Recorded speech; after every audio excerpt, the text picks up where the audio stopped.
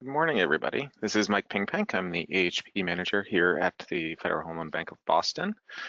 This morning, we are going to go through the 2026 Affordable Housing Program. Just a reminder for everybody on the call, this presentation is member-centric. We do have a few sponsors on here. We really are encouraging sponsors to attend the scoring and feasibility webinars next week. The info on here is going to be mostly about the members' role in the AHP process. You're welcome to stick around, but we're going to defer any sort of project or sponsor questions to next week when we have the full scoring and feasibility presentations. So with that, I'd like to get rolling today. Just a reminder that we do have this webinar being recorded. We have the ability for folks to ask questions at any point. You can either raise your hand and we can unmute you, or you can just type your question in and we can answer it anonymously since this is recorded, and we will hopefully be posting this to our YouTube channel shortly online so everybody can take a look at it. But with that, I just want to give everybody a quick rundown of what we're going to be looking at today. Just quickly discuss the bank's mission and our goals, the AHP role in your affordable housing development projects. We want to look at the role of the member in the AHP process and just give a quick overview of the round itself for 2026, what we're going to be looking at for dates, funding, things like that, any updates for this year, how the members' financial participation fits into the AHP program, and then the members' role in the application and projects going forward, and then hopefully we'll have some time at the end for your questions and answers. So for those of you not familiar with the bank, we are a wholesale institution. We provide funding and liquidity to the majority of banks, credit unions, and insurance companies throughout New England. We do have a dual mission though. So not only are we that backstop for the financial institutions in New England, but we also look to support housing, home financing, affordable housing, and community development, particularly programs targeted to lower income households and neighborhoods. We do have a full list of programs through that housing and community investment mission. We've recently added a disaster recovery program for this year that we'd like you to, if you're curious about this one, definitely go to our website, check it out. We have a lot of information on there. It's one of those programs that we love to have and we hope to never use it. And it is to provide mortgage relief in the case of a natural disaster in New England. But we also have programs that help affordable housing development, both on the development side and first-time home buyer side, discounted funding for small businesses, community investment, and CDFIs. So we have a full range of programs, kind of our alphabet soup. But we have a lot of information on our website for each of these, so you can take a deeper dive if it's something that you're interested in learning more about. And we have lots of contact information too. We're always happy to talk about our programs with members if you have specific questions on how to access the funding. Next, please. So as we go through the process, these are the four faces and names that you're really going to want to know. Community investment managers are the true link to the AHP program. They are your first line of help on anything that comes up. Definitely feel free to reach out to us at any point. Kathleen Amante, as our senior community investment manager who handles Connecticut, Rhode Island, Southeastern Mass, and any projects that come to us outside of New England. Kathleen also manages our CDFI Advance program for those of you out there who would look to be interested in providing discounted funding to certified CDFIs in New England. Milton Baptista is our community investment manager for New Hampshire and the majority of Massachusetts, Western, Central, and Eastern Mass. And then we have Toby Goldberg, who's our senior community investment manager, who handles Maine and Essex County in Massachusetts, as well as managing our Jobs for New England program. And this is another one that provides 0% advances to our members, who can then add their normal spread to a deal and make below market rate loans to small businesses throughout New England. And the last one is me. I'm the AHP manager, and I also handle all of the AHP projects in Vermont. So your resources definitely are, first line of defense is us, but also your the AHP implementation plan is kind of the real guidebook that we have. The latest and greatest version was updated in March. It's up on our website, and that is everything that the AHP program follows, and it's how we base our scoring. So with that, I'm going to turn it over to Toby, and she's going to take us through the first part of the AHP program and how we use it, and how it can benefit the members out there as you look to support affordable housing development. Mike, thank you. Good morning, everyone. I'm Toby Goldberg. As Mike said, I'm going to be leading you through the first part of the 2026 AHP funding. AHP is very flexible capital that can be used for the acquisition, rehab, construction of any type of affordable or ownership housing that targets households at 80% or below. We'll be getting a little bit more into the weeds as we go forward. But this year, we have $26 million for this year's round, which is a pretty exciting round for us. Application sponsors can apply for up to, you and sponsors, and we'll talk a little bit more about that partnership, can apply up to $1 million in total subsidy per project or per application. You can use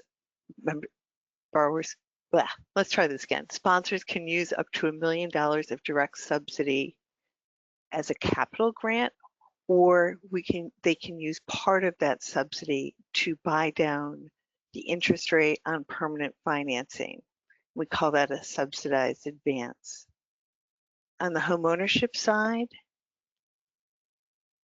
sponsors can request up to $100,000 per unit, per homeownership unit, which is an increase over past years. And as most of you have seen in past years, each member can apply for an approval of up to 25% of the total round. So about $6.5 million, plus or minus, depending on what subsidy comes back to the round. And I think that's an important thing to keep in mind as you and your team are thinking about what applications you're going to support, and hopefully you've already been having those conversations. You want to think about, if you take on more applications than that 25% limit, some of those projects may not get funded even if they score well. So just something to really think about as you work to figure out which applications you'll be supporting this year. Next slide. So similar to past years, the AHP application online opens on June 1st.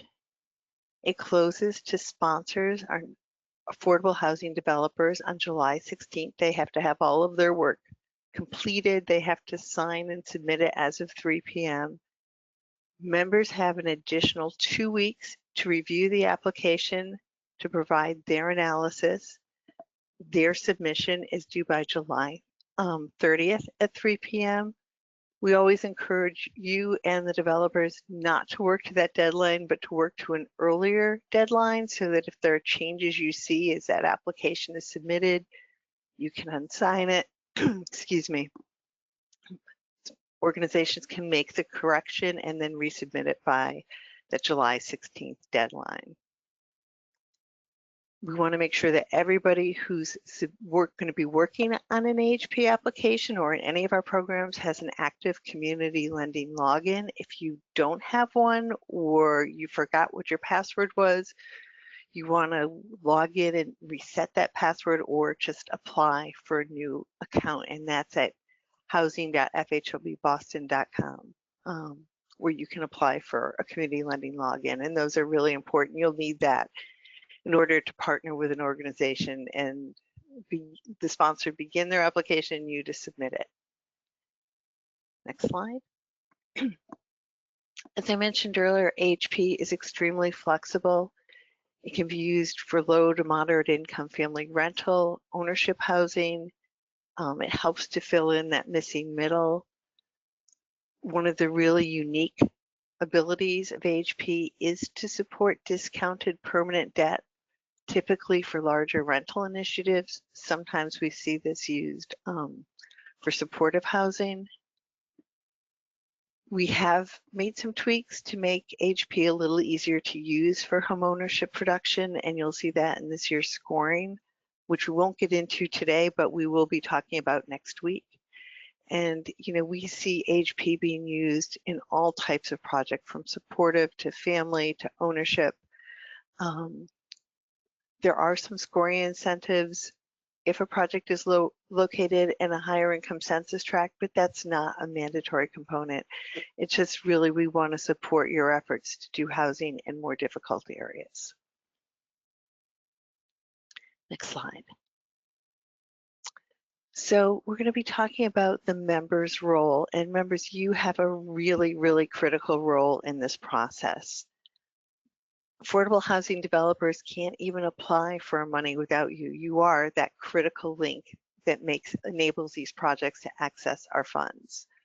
So you, in addition to being a co-applicant, you usually have a financial involvement, either as a lender providing construction and or permanent financing in a rental project, or perhaps you're making a LIHTC investment. You have, as our partner, you have a fiduciary responsibility for the AHP subsidy. We look to you to help us better understand the organizational's capacity to analyze and underwrite them as an organization in a very general sense, but to also provide analysis on the project. And Kathleen will be talking a little bit more about what's involved in that in her portion of the presentation. And I think most importantly, in addition to having oversight for our money, our funds will be secured in a mortgage that runs through you, a subordinate mortgage that runs through you both on the rental and on the ownership side. And we can talk a little bit more about that if you have questions on that later when we have some Q&A. Next slide. So the developer really has the heavy lift in this application, and hopefully makes your job easier. The sponsor, when we talk about sponsors, we're really talking about the developer and or the property owner. They'll be your borrower. In a LIHTC deal, they're going to be the general partner. Sometimes they're the property manager who's looking to make capital improvements, and they'll really take the lead role in terms of providing the documentation for this application, as well as taking the lead in reporting and maintaining compliance with our program requirements. Like you, they have a fiduciary and a regulatory responsibility for the AHP. And it's really only when they fail on their end that we ask you to step up and help us to address whatever those issues are. But typically, this is a pretty smooth process, and we look to you just really to be our fiduciary lead, secure our funds, and provide us with some analysis so we're better able to understand both the organization and the project for which you're applying for funds. Slide.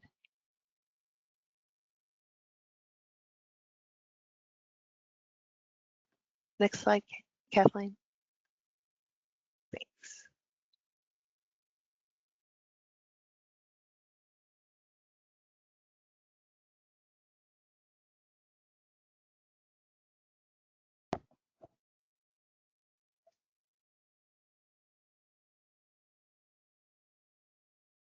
think the screen is frozen. Oh, there we go. All right, thank you. So we talked a little bit about our discounted below market rate funds or an AHP subsidized advance. And this is really a powerful tool. Very often, because you can use this interest subsidy to buy down market rate funds, as well, actually buy down the bank's cost of funds to provide below market rate financing to your borrower. This enables projects who might not otherwise be able to carry debt or fill their capital stack with debt to do that. And the way we do it is in the actual application, you'll sort of back into the rate that the project needs, and the application will do a calculation to determine the present value of the amount of subsidy needed. If this project's awarded funds, that amount of interest subsidy is going to be reserved for the borrower and for this project. You'll add your spread to that below market rate, and that will be the end rate to the borrower. The way an AHP subsidized advance works is it's really two loans, and I think that's the easiest way to think about it. It's our below market rate loan to you. You take that loan and you add your spread, and that becomes the rate to the borrower.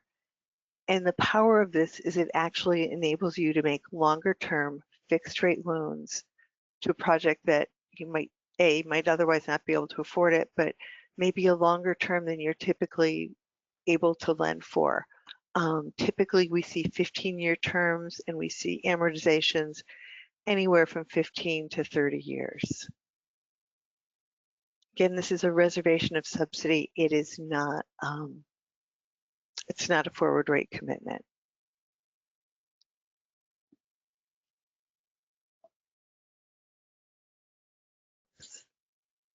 You're definitely having a little glitchy here. Yeah, Kathleen is having a little trouble on her end with the connection. Sorry about that, folks. Oops. Want to go back one slide, Kathleen?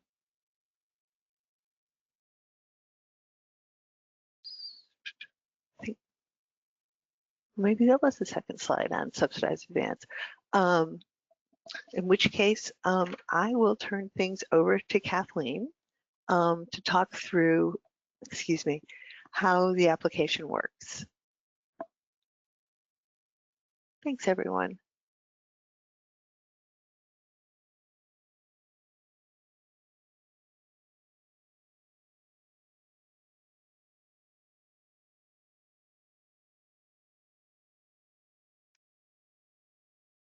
Okay, I just want to make sure that you can all hear me. I'm having some technical issues on my end, so can you hear me? We've got you loud and clear. So sorry about that, folks. So I'm going to step through the application process. I think the first thing to remember on our applications is that you, the member, have to accept the sponsor's invitation before they are allowed into the application. So that's the key to the door for them to get into the application. So make sure you're discussing timelines with your developers and your sponsors so that you know when they're going to be sending that request to you, hopefully on June 1st, so they can get started. But that is their ticket into the application. Then the sponsor is going to have that time frame till July 16th to complete the application. They are going to need your information from you. They're going to need to know how you, the member, are going to support them either through lending or through investments. So make sure you are working with them to get them the information that they need. I highly suggest that you have your sponsors complete their applications prior to the July 16th deadline, because if they sign and submit the application to you on the 16th, they are unable to go back in and fix anything if you find any errors in their entries. So prior to the 16th, if they sign it to you, you can sign it back to them if they've made a mistake. After the 16th, they cannot have access in to make any changes. So just some things for you as a member to be aware of. And then again, you have those 2 weeks to go in and enter your underwriting and validate that they have entered the proper member financial participation information for this application. So again, member review and underwriting, you have from that July 16th to July 30th, again, 3 p.m. automatic cutoff. The system will shut down at 3 p.m. So again, go in and confirm your investment, proof the data to make sure that any lending information is entered correctly, term, rates, and all of that. If you have any high market rates or fees, please just provide us an explanation as to why they're being charged at this level. We'll also be looking for your analysis and underwriting prior to you signing and submitting the application. And again, if there's going to be any vacations during this time frame, just make sure that there's someone available to complete this step for you if you happen to be planning some time off during this time.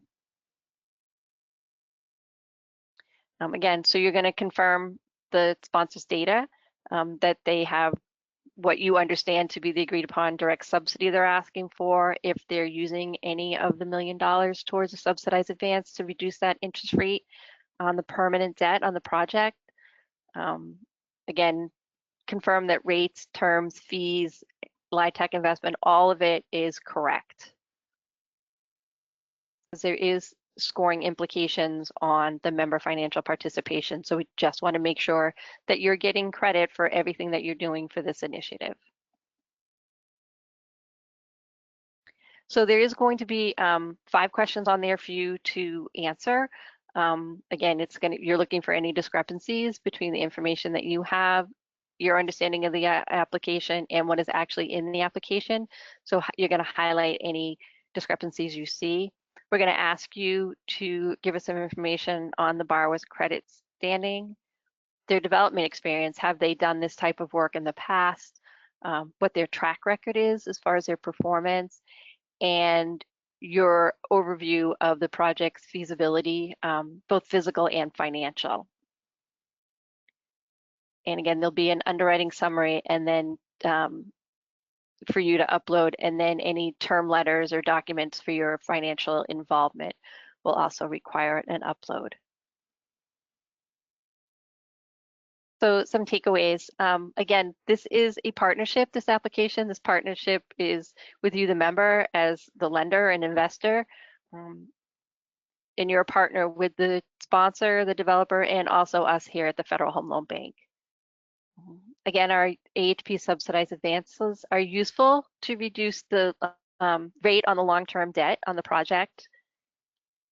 Also, please note that you, the member, will be recording subordinate mortgages on the AHP direct subsidy amount. So we provide you templates for the note and mortgage for you to execute with the sponsor organization for the direct subsidy amounts.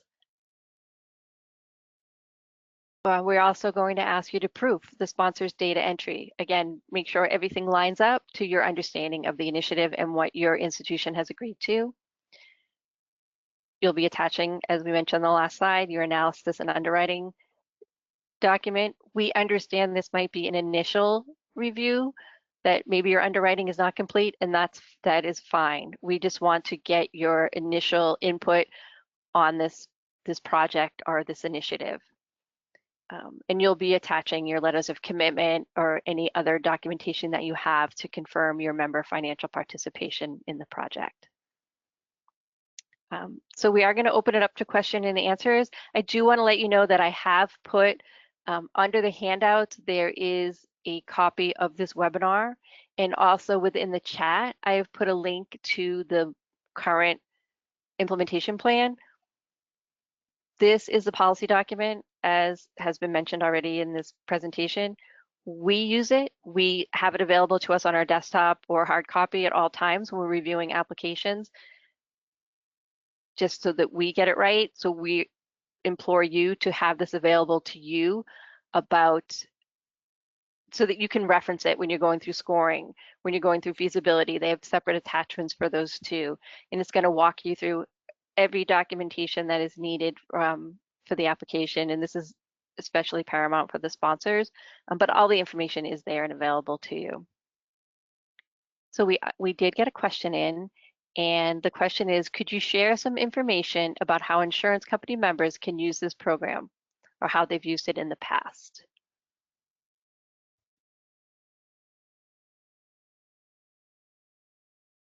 Well, I can say that we have, as far as I know, we have never had an insurance company be a member of record on a project. Toby or Kathleen, please correct me if I'm wrong on that one. We would be happy to set up a conversation to try to talk through it and see if there is an avenue for it. As of yet, we have not discovered a way for a member, an insurance company member, to participate in AHP as the lead member. We would love to try to figure out a way to make it work, if at all possible. Right, and I think the insurance company would need to be able to invest in the low-income housing tax credits if the initiative had tax credits in it to help get that member financial participation. Just a thought to think about.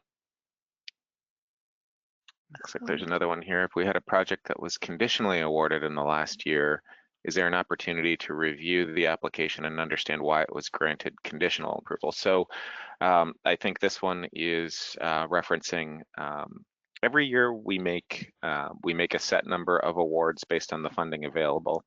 And then we go and have 4 alternate awards. Usually it's 4. And what we do is as the year progresses, we sometimes see projects fall off. We have some funding returned to us if projects aren't using their full advanced subsidy in a subsidized advance, for example. Projects stall out and aren't going to move forward, and they return their award. So we do see money come back to the pool from time to time throughout the year, in which case we start to move through our alternates. And what we can do on those, and with any project, for example, that we look at that doesn't receive funding initially, is we are happy to set up a debrief call with you.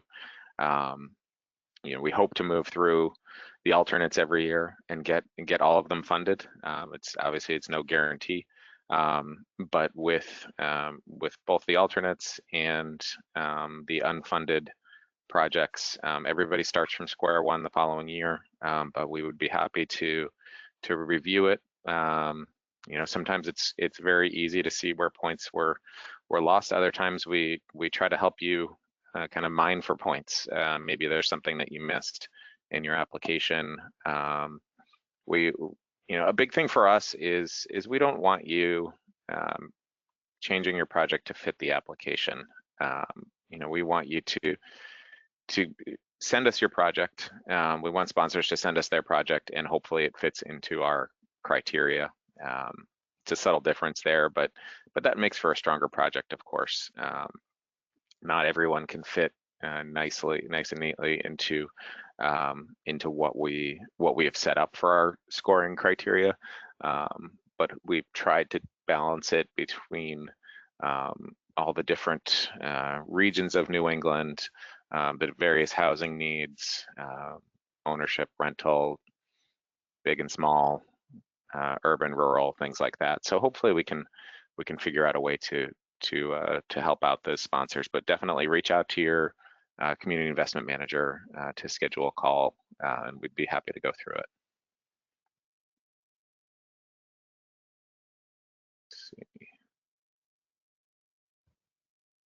Next question here. Have you seen a successful fair cloth to rat or public housing repositioning use AHP funding? Are there unique underwriting concerns for phased public housing redevelopment projects? Do you want me to grab that one, Mike? Yeah, I was about to suggest that. So hi, this is Toby Goldberg, and we've seen a number of projects doing RAD conversions or repositioning public housing using AHP as part of the financial structuring of their project. We have developed some special retention documents because you can't really put a subordinate mortgage behind the HUD financing. But other than that, the program works very similarly and can provide some of the gap financing to those projects as well. With respect to your question regarding phased projects, we fund one project at a time. If you have two phases that are coming in because they're being developed concurrently, those would be separate applications. We're happy to sort of talk through that process with you. We just want to make sure that we're looking, the AHP is going into whatever project applied for it at application, and it's not cross-subsidizing the next phase. But other than that, HP works pretty smoothly, aside from some of the timeline delays that we're seeing folks who are dealing with these HUD-funded projects experiencing. And on the phased project front too, we sometimes do see sponsors put in for multiple phases in the same year. It's really a, you know, based on the need for the need for subsidy, the sponsors' readiness to move ahead with the projects, and as Toby said, you know, kind of their ability to draw the line between the two projects. But sometimes we'll see like a 4% project and a 9% project come together, get submitted together, things like that.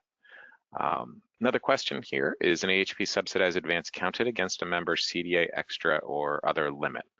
No. We do use the CDA extra rate to calculate the advanced subsidy awarded in an AHP project, but it is separate from the CDA extra program limits. The only connection, like I said, is really just how we base our subsidy awards, and we use the CDA extra rate as kind of our baseline that we then use AHP subsidy to buy down, to discount it further to the member, for you to then add your spread to it and send it out to the sponsor, to the owner as a discounted advance on the project.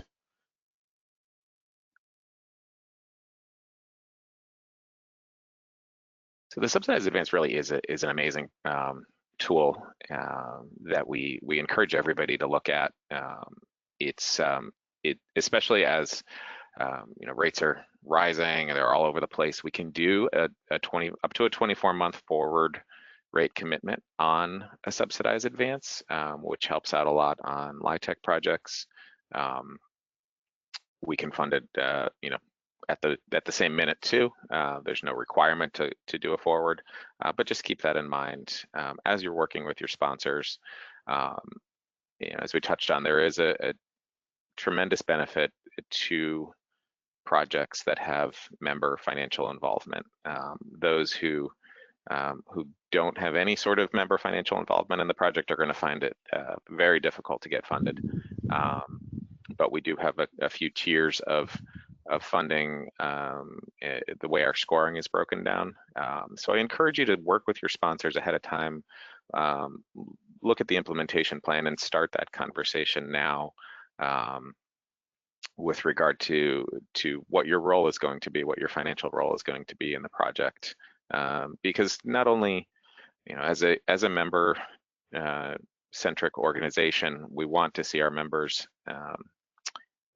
you know, truly benefit from our programs, but we also see that you know, members having financial involvement in the project, whether it's through construction loan or line of credit or perm funding or LIHTC investment, those are going to be stronger projects from our view, where the member has real skin in the game and can help us with these projects as they go forward, because we're going to be living with them for the next 15 years. Mike, I think just to add to that, although there are no limits or anything for the subsidized advance, it is a collateralized advance. So every advance to the bank requires collateral. That would be the only thing to keep in mind. Yeah. And then the difference between a forward rate lock and a forward commitment. So the AHP, we do forward commitments, meaning that the rate that we will disperse it at get set, but the funding is not actually going to be um, dispersed until that future date. I don't know, Toby, Kathleen, can you dive into maybe the the small text as to what the true difference between a forward rate lock and a forward commitment is? I mean, the way that AHP works is that, say we are we're committing to disperse the funds at a future date, we are going to be confirming that rate, that forward rate, at that time. Yeah, But Mike, it's, I can go hop ahead. in for you. So we don't do rate locks, I think is the easiest way to answer that. The forward rate commitment is a binding contract. So you and your sponsor will pick a date between now and up to 24 months when you think the project might be completed with construction. And what happens is we use our subsidy to write down a forecasted rate for that time frame. And you are making a binding commitment to accept that disbursement, that advance on that date. So if you enter into a forward rate commitment, those funds are coming to you regardless of how the project stands. So it's just, that's the clear thing to keep in mind. We are locking the rate, you're being told the rate that day, but it's a commitment because you are getting that funding on that date, regardless of where the project is or the status of the initiative. If the funding comes in ahead of the project being completed, we will ask the member to segregate those funds in a non-interest bearing account. We don't want to see any interest arbitrage on the funding, and you'll hold that until it's time to go to permanent financing. So that's the key difference. Although we are locking the rate, you are entering a commitment to accept those funds on that predetermined date.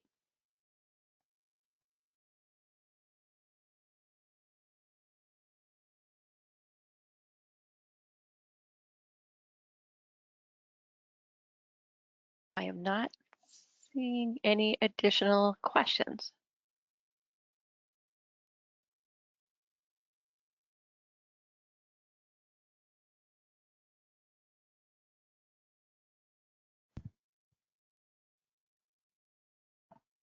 Yeah, I'm not seeing any here. One thing I do want to remind folks is that, you know, we touched on the timing for everything, and the member's ability to unsign an application. When you're talking with your sponsor, if they do want you to review it ahead of that July 16th deadline, and you do find an error in there and unsign it, they need to know that they have to re-sign that application back to you prior to the deadline. So if you unsign it, that's wiping everything clear. They're back to the original status of the application. It doesn't wipe out the application, of course, but it does wipe out their signature. And so they will need to re-sign it by that July 16th, 3 p.m. date. So please encourage your sponsors to keep an eye on the clock. Every year this happens where we end up having to deliver bad news to sponsors that they missed the July 16th deadline or whatever date it is that year. The system does fully lock out at that point.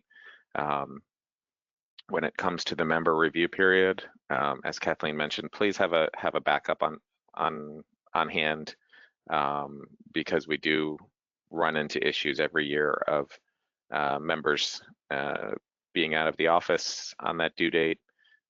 Things happen over the summer, vacation gets in the way, we totally get it, which is why a couple of years ago we extended the member review period to 2 weeks, to give a little bit more leeway, and make it easier for you to get that submission in.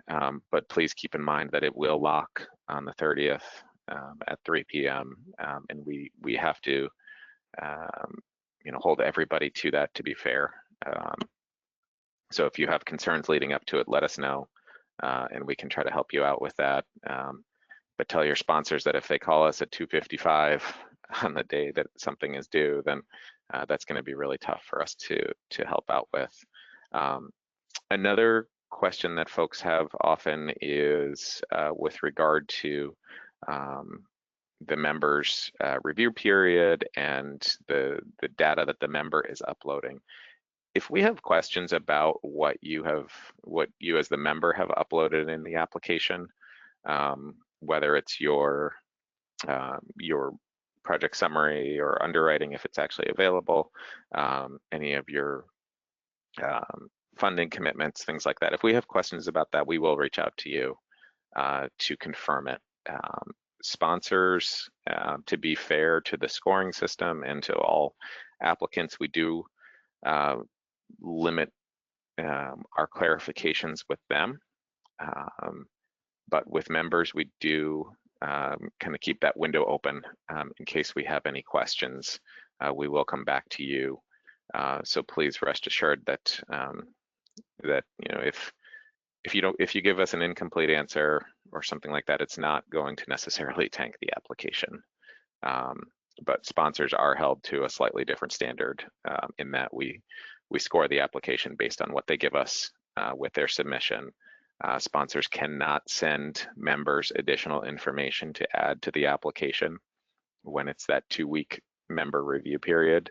The sponsors are not allowed to bypass their deadline by sending you new information. We won't consider that. So please also remind your sponsors of that. We will be doing the same during our scoring and feasibility webinars next week.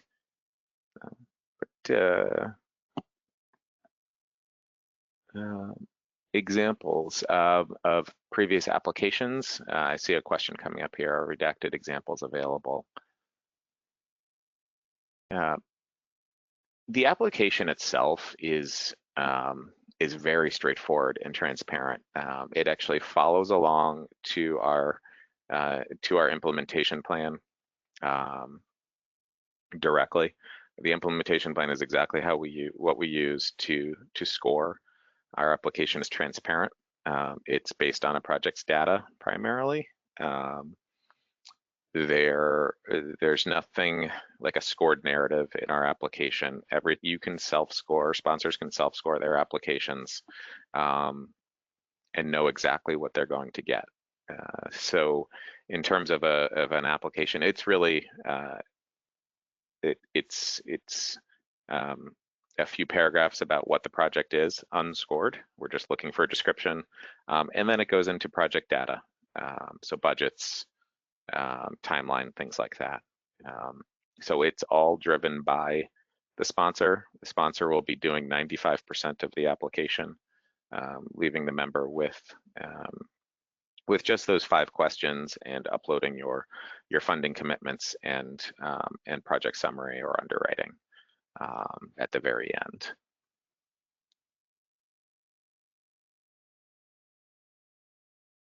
Any other questions out there before we wrap up for the day?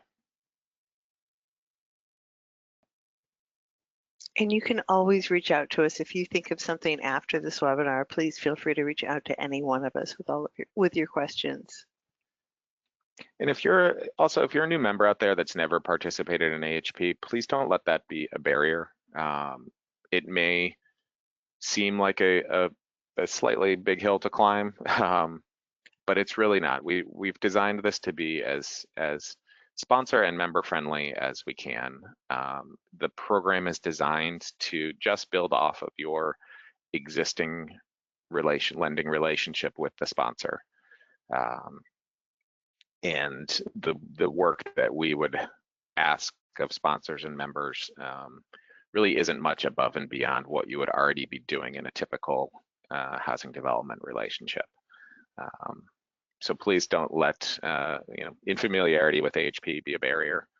We're happy to set up a call to get you up to speed quickly.